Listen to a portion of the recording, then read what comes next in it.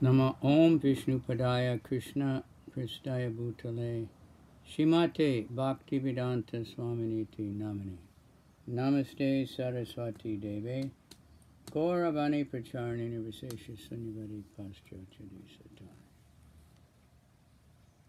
Shri Chaitanya Manobhistam Stapitam Yena Bhutale Swayam Rupa Kadamayam Dadati Swapadantikam Vandeham Shri Guru Shri Yuta Padakamalam Shri Gurun Vaishnavamscha Shri Rupam Sajajatam Sahagana Raghunath Tanvitam Tam Sajivam Sadvaitam Savadutam Parijana Sahita Krishna Chaitanya Devam Shri Shri Radha Krishna Padam Sahagana Lalita Shri Vishakan Vitamscha Nama Om Vishnu Padaya Krishna Prastaya Bhutale Srimati Bhakti Vedanta Swaminiti Namani Namaste Saraswati Deve Gauravani Pracharane Nirvisesha Shanivari Pastita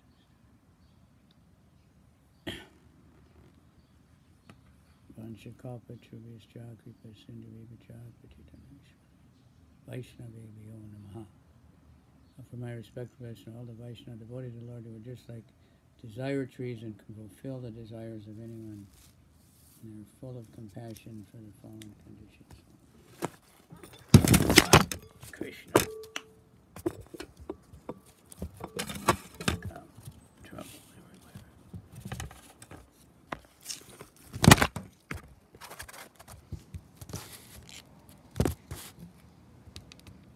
Excuse me. Technical problems here. Not expected.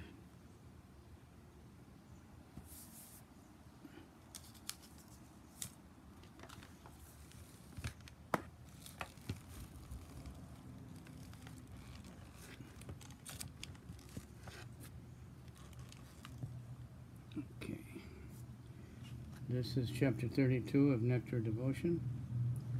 Symptoms of continuous ecstasy. The continuous ecstasy of love can remain like a powerful king, subduing all temporary manifestations of love as well as any opposing elements of anger. It can be exhibited directly or indirectly, and thus ecstatic love can be described as direct or indirect. These symptoms of ecstatic love are possible only when one is fully situated in a transcendental position.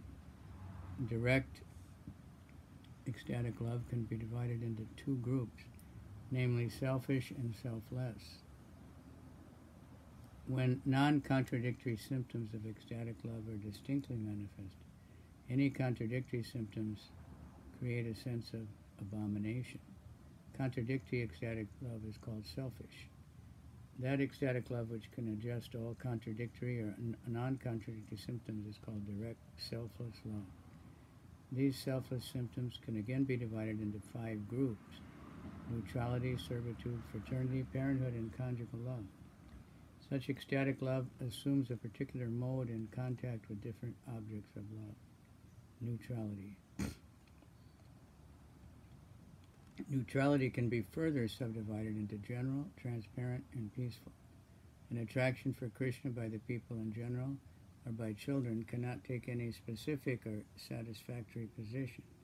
It can be manifest sometimes in trembling of the body, changing of the color of the eyes to red, white, etc., although there is no symptom of any particular affection. One old man was told by a young man, "Just see how this child, only 3 years old, is so jubilant. Simply by seeing Krishna, he's running so swiftly, making a tumultuous sound. Just see. This is an instance of neutral ecstatic love in the heart of a child, without any specific subdivision." Due to different types of attraction for Krishna, there are different varieties of devotees. Their symptoms are manifested transparently, just like jewels. It is said that a great devotee, Brahmana, would sometimes address the Supreme Personality of Godhead as a master and sometimes joke with the Lord, using different kinds of familiar words. Sometimes he would protect the Lord with paternal affection. Sometimes he would cry out to the Lord as his beloved. And sometimes he would meditate on the Lord as a super soul. This means the Brahman expressed his ecstatic loving symptoms in different ways at different times. But in each instance, because of ecstatic love, the Brahman immersed himself in the ocean of happiness and became situated in Pure Land. Thus he was transparent medium, like a jewel that shows reality in varying colors according to its own nature. When the great sage Narada was glorifying the pastimes of the Lord with his Veena, the four Kumaras headed by Sanaka, although merged in impersonal conception of Brahman, were trembling all over. Another devotee once exclaimed, "Although I can achieve liberation simply by serving the devotees, my mind is still very much anxious to see the Supreme Personality of Godhead, whose bodily complexion is just like a dark cloud." When a devotee is so anxious to contact the Supreme Personality of Godhead, that can also be accepted as a symptom of neutral love, pure and mixed flavors. Generally, a devotee of Lord Krishna may be placed into one of three groups. One group consists of those who are completely dependent on the merciful affection of the Supreme Personality of Godhead. Another group consists of those who are dealing with Krishna as his superiors and parental affection.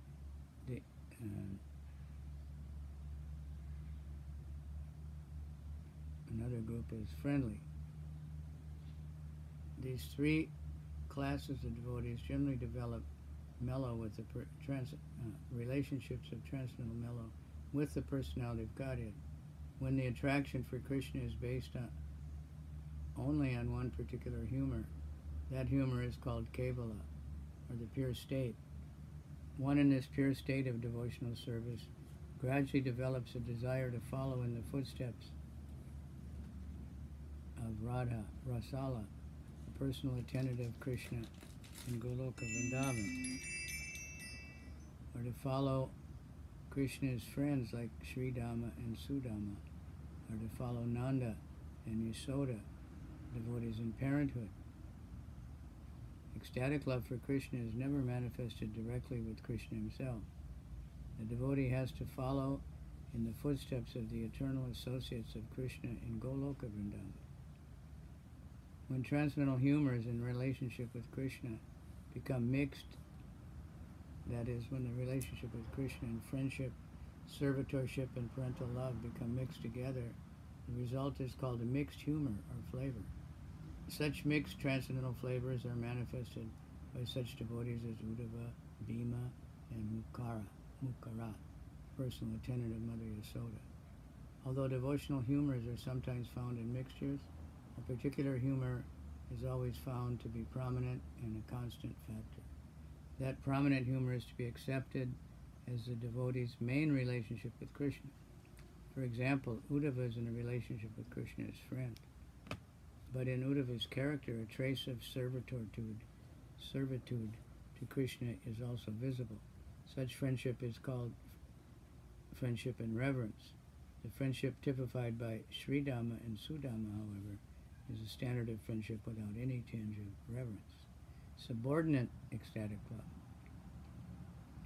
The devotees who always think of Krishna as the superior are in subordinate ecstatic love. To such a devotee, the concept of inferiority to the Lord is never very prominent, and he rarely takes interest in any other kind of transcendental loving humor with the Lord. In the Mundaka Mala Stotra, compiled by King Kula Shekhar, one of the prayers says, "My dear Lord, you are the deliverer of living entities from the hellish condition of materialistic life, but that does not matter to me. Whether I am elevated to the heavenly platform, or remain on this earthly planet, or am dispatched to some hellish planet, it doesn't matter at all to me. My only prayer is that at the time of my death, I may simply remember your two beautiful feet, which are just like lotus flowers, fructifying during the autumn season." Friendship. As far as friendship is concerned, these high-grade devotees who are almost like Krishna are considered to be great authorities in the mode of friendly relationships at Supreme Personality of Godhead. On that friendly platform, there are different kinds of laughing and joking conversations. For example, once Krishna was thinking, "Today, while I was engaged in tending the cows in the pasturing ground of Vrindavan, I went to collect some flowers in the beautiful garden. At that time my friend, the cowherd boys, were unhappy even to tolerate a 2-minute separation from me, and when they found me, there was competition between us as to who would touch the other first with the flowers we had in hand. One friend criticized Krishna thus: "My dear Damodar, although you have been defeated by Sri Ram and have become sufficiently minimized in strength, by a false expression of strength you have somehow covered your shameful condition of defeat." Parenthood or superiority. When Mother Yasoda heard that Krishna's cows were being forcibly moved by the strong servants of Kamsa, and that the tender cowherd boys were trying to protect their cows, she began to think, how can I protect these poor boys from the invasion of Kamsa's servants? This is an instance of the superior attitude in a devotee. As soon as Mother Yasoda found her son Krishna returning from the pasturing ground, she immediately began to pat him, touching her fingers to the cheeks of the Lord. Conjugal love. Above even the humor of love between Krishna and his parents is the relationship of conjugal love. The Lord and the young gopis exhibit this in different ways, glancing, moving the eyebrows, speaking very sweet words, and exchanging smiles. There is a statement in the Govinda Vilas to this effect. Srimati Radharani was looking for Krishna very anxiously and almost disappointedly.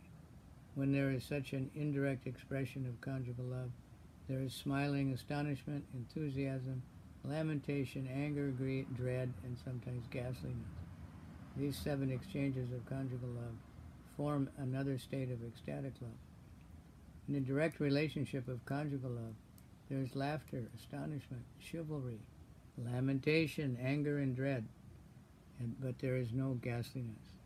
These expressions are considered to be great reservoirs of pleasure.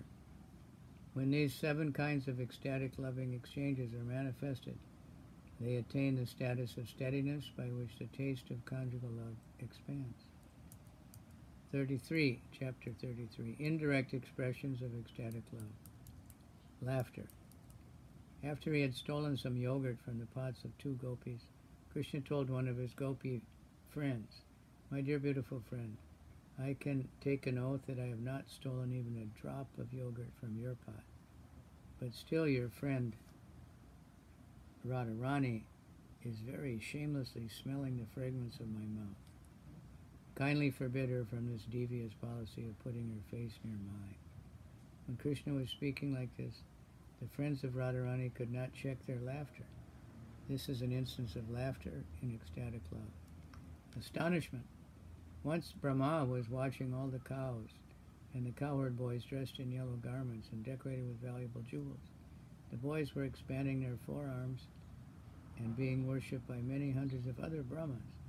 All the cowherd boys began to express their joyfulness for being with Krishna, Supreme Brahman. At that time, Brahma showed his astonishment by exclaiming, "What am I seeing here?" This is an instance of astonishment and ecstatic love. Krishna had to be kind and hide everything because Brahma was going crazy. Chivalry. On the bank of the Jamuna, once there was a crackling sound of dry leaves, giggling from the cowherd boys, and thundering from the sky. Sri Ram was tightening his belt to fight with Krishna, the conqueror of the demon Aga. This is an instance of chivalry and ecstatic love. Lamentation.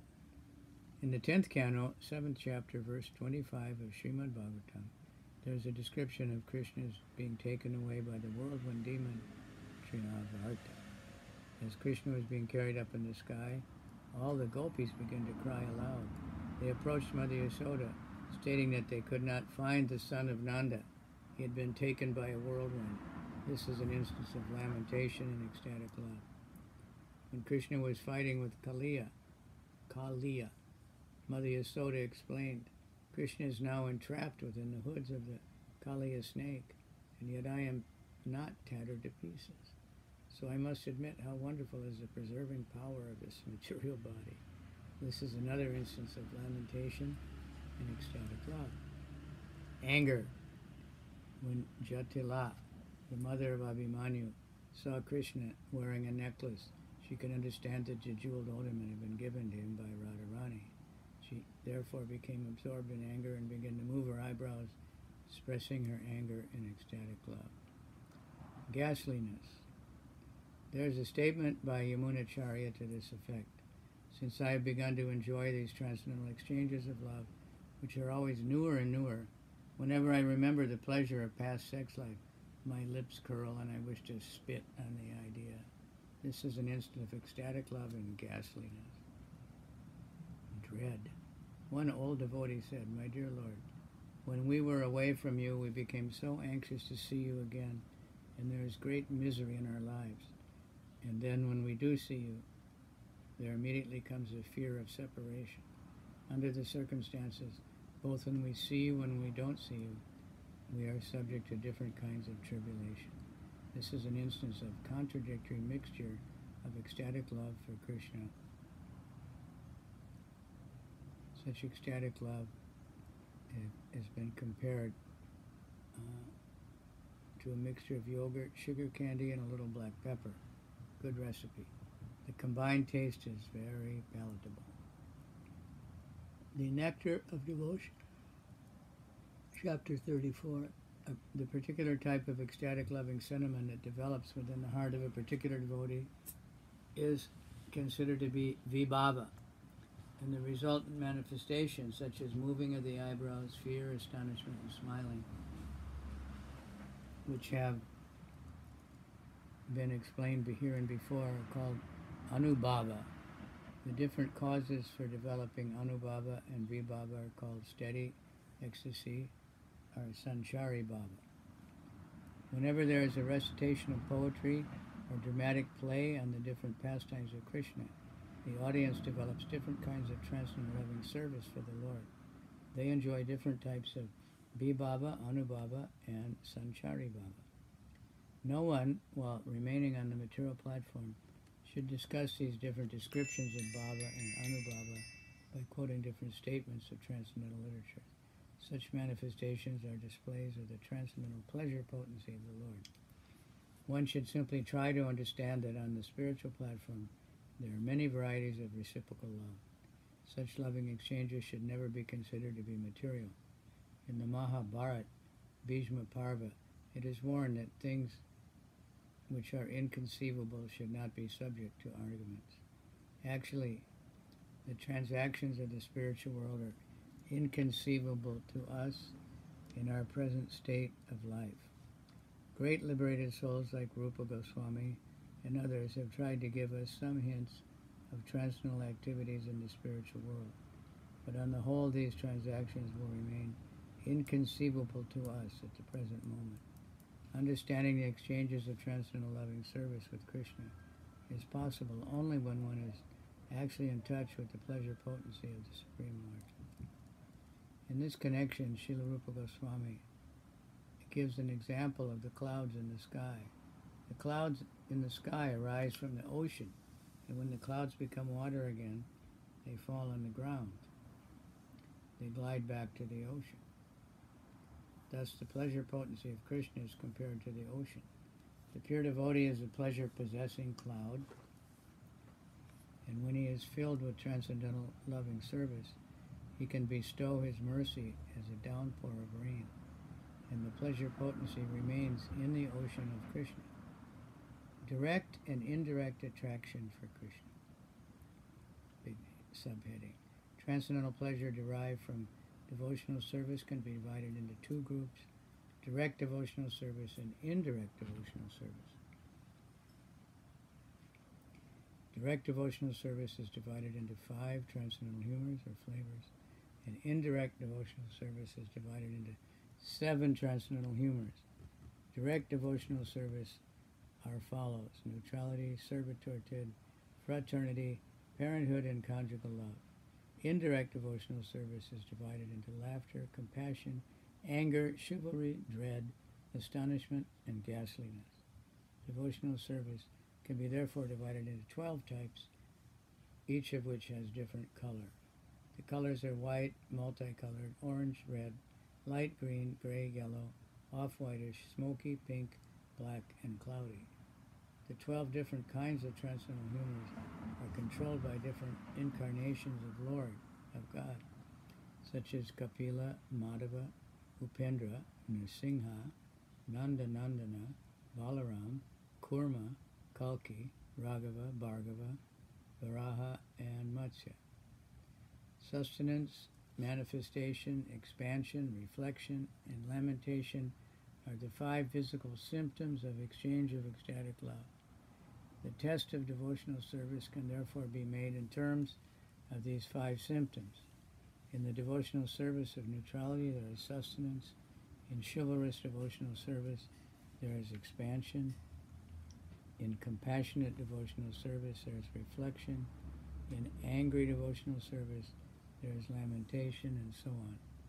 An apparently pitiable condition in devotional service may appear distressing to the inexperienced student, but the feelings of the devotee in this pitiable condition are considered to be ecstatic by expert devotees.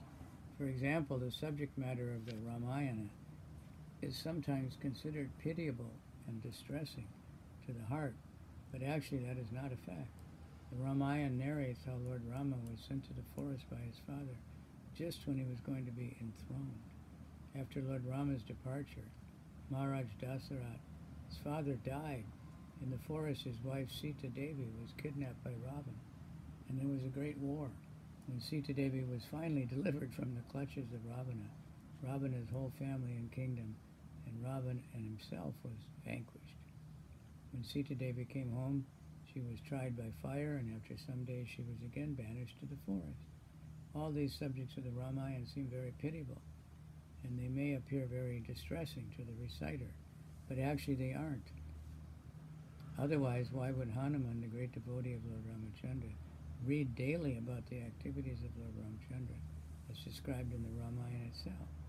The fact is that any of the above-mentioned 12 transcendental humors of devotional service, everything is transcendently pleasing. Srila Rupa Goswami mourns in this connection for persons who are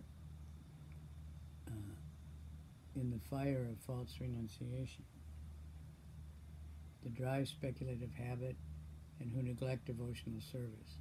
Persons who are attached to ritualistic ceremonies recommended in the Vedas and to the impersonal Brahman cannot relish the transcendental pleasure of devotional service. Srila Rupa Goswami advises, therefore, that devotees who have already tasted the nectar of devotion be very careful to protect the devotional service from such dry speculators, formal ritualistic elevationists, and impersonal salvationists.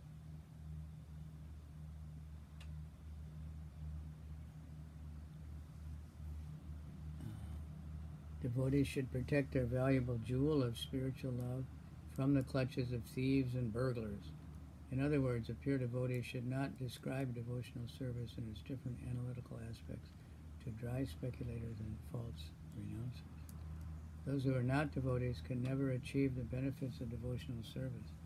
For them, the subject of devotional service is always very difficult to understand. Only persons who have dedicated their lives under the lotus feet of Krishna, the Supreme Personality of Godhead, can relish the real nectar of devotion. When one transcends the status of ecstatic love and thus becomes situated in the highest platform of pure goodness, one is understood to have cleansed the heart of all material contamination. In that pure stage of life, one can taste this nectar, and this tasting capacity is technically called ras, or transcendental mood. Thus, in the Bhaktivedanta summary of the second division of the Bhakti Rasamrita Sindhu, in the matter of general devotional service. So this time we'll stop there. The next one is called Neutral Love of God, chapter 35. So just getting into more and more details of it first. Srila Rupa Goswami ki jai, Bhakti Rasamrita Sindhu ki jai, Gaur Premanand.